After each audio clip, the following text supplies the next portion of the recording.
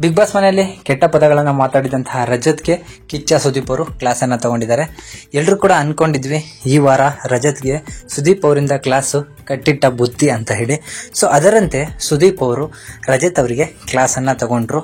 ರಜತ್ ಅವರೇ ಮನೆಯಲ್ಲಿ ಏನೇನು ಮಾತಾಡಿದ್ರಿ ನನ್ನ ಮುಂದೆ ರಿಟರ್ನ್ ಮಾತಾಡಿ ಅಂತ ಹೇಳಿದಾಗ ರಜತ್ ಅವರು ಮಾತಾಡಕ್ಕೆ ಹೋಗೋದಿಲ್ಲ. ಅಲ್ಲ, ಅವತ್ತು ಮಾತಾಡಿದ ಮಾತು ಇವತ್ತೇನಕ್ಕೆ ರಿಟರ್ನ್ ಬರ್ತಾ ಇಲ್ಲ ಅಂತ ಹೇಳಿ ಕೇಳ್ತಾರೆ. ಸೊ ಅದಕ್ಕೆ ರಜತ್ ಅವರು ಏನು ಉತ್ತರ ಕೊಡೋದಿಲ್ಲ. ಮತ್ತೊಮ್ಮೆ ಈ ತರ ಮಾತಾಡಿದ್ರೆ ಮನೆಯ ಬಾಕಲ್ ಓಪನ್ ಇರುತ್ತೆ, ನೀವು ಹಾಯಾಗಿ ಹೋಗ್ಬೋದು ಅಂತ ಹೇಳ್ತಾರೆ. ಅದಕ್ಕೋಸ್ಕರ ಸುದೀಪ್ ಅವರ ಬಳಿ ರಜತ್ ಅವರು ಸವಾರಿಯನ್ನ ಕೇಳಿದ್ದಾರೆ. ಸೊ ರಜತ್ ಅವರು ಸಿಟ್ಟಿನಲ್ಲಿ ಏನೇನೋ ಮಾತಾಡಿದ್ದಾರೆ. ಮಾತನಾಡಿರೋದು ಕಾರಣದಿಂದಾಗಿ ನಾನು ಸಿಟ್ಟಲ್ಲಿದ್ದಾಗ ಏನ್ ಮಾತಾಡ್ತೀನೋ ನನಗೆ ಗೊತ್ತಾಗಲ್ಲ, ಸೊ ಅದರಿಂದಾಗಿ ಅದು ಮಾತನಾಡಿರ್ಬೋದೇನೋ ನಾನು ಅಂತ ಹೇಳಿ ಸುದೀಪ್ ಅವ್ರ ಹತ್ರ ಸಮಜಾಯಿಸಿ ಕೊಡಕ್ ಹೋಗ್ತಾರೆ. ಬಟ್ ಸುದೀಪ್ ಇದಕ್ಕೆಲ್ಲ ಸೊಪ್ಪನ್ನೇ ಹಾಕೋದಿಲ್ಲ. ಸೊ ಈ ತರ ಮಾತಾಡೋದಿದ್ರೆ ಮನೆಯ ಬಾಕಲ್ ಓಪನ್ ಇರುತ್ತೆ, ಆಚೆ ಹೋಗ್ಬೋದು ಅಂತ ಹೇಳ್ತಾರೆ. ಸೊ ಮನೆಯೊಳಗೆ ಕೆಟ್ಟದಾಗಿ ಮಾತಾಡಿರೋ ಯಾರೇ ಆಗಿರ್ಬೋದು ಅಥವಾ ಅವನು ಎಂಥ ವ್ಯಕ್ತಿ ಆಗಿರ್ಬೋದು, ಸುದೀಪ್ ಅವರ ಕೈಯಿಂದ ತಪ್ಪಿಸ್ಕೊಳ್ಳೋಕೆ ಸಾಧ್ಯ ಇಲ್ಲ.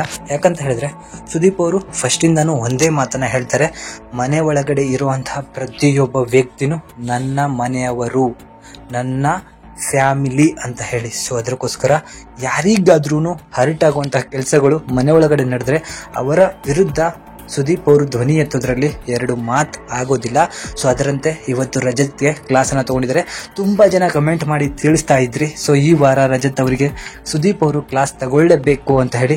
ಅದರಂತೆ ಸುದೀಪ್ ಅವರು ರಜತ್ ಅವರಿಗೆ ಕ್ಲಾಸ್ ಅನ್ನ ತಗೊಂಡಿದ್ದಾರೆ. ಸೊ ಜನಗಳ ಏನು ನಾಡಿ ಮಿಡಿತಾ ಇದೆ ಅದನ್ನ ಸುದೀಪ್ ಅವರು ಅರ್ಥ ಮಾಡಿಕೊಂಡು ಯಾವ ವ್ಯಕ್ತಿಗೆ ಏನು ಮಾತಾಡಬೇಕು ಅನ್ನೋದನ್ನ ತಿಳ್ಕೊಂಡು ಬಂದು ಮಾತಾಡ್ತಿದ್ದಾರೆ. ಈ ಬಾರಿಯ ಎಲ್ಲಾ ವಾರದ ಎಂಡಲ್ಲೂ ಕೂಡ ಸುದೀಪ್ ಅವರು ಯಾರನ್ನ ಕ್ಲಾಸ್ ತಗೋತಾರೆ ಅನ್ಕೊಂಡಿದ್ವಿ ಅದೇ ರೀತಿ ಅವರಿಗೆ ಮಾತ್ರ ಕ್ಲಾಸ್ ಅನ್ನ ತಗೊಳ್ತಿದ್ದಾರೆ. ಅಷ್ಟೇ ಅಲ್ಲದೆ ಜೊತೆಗೆ ಮನೆಯಲ್ಲಿರುವಂತಹ ಮಂದಿಗೂ ಸ್ವಲ್ಪ ಕಿವಿ ಹಿಂಡುವ, ಸ್ವಲ್ಪ ಕಿವಿ ಮಾತನ್ನ ಕೊಡುವಂತ ಮಾತನ್ನು ಕೂಡ ಸುದೀಪ್ ಅವರು ಮಾಡ್ತಾ ಇದ್ದಾರೆ.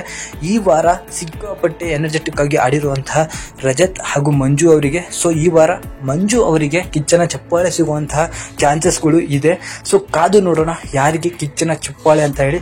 ಜೊತೆಗೆ ಮಂಜು ಅವರು ಮೊದಲ ಬಾರಿ ಕ್ಯಾಪ್ಟನ್ ಆಗಿರೋದ್ರಿಂದ ಕಿಚ್ಚನ ಚಪ್ಪಾಳೆನೂ ಕೂಡ ಸಿಗ್ಬೋದೇನೋ ಅಂತ ಹೇಳಿ ನಮ್ಮ ಅನಿಸಿಕೆ.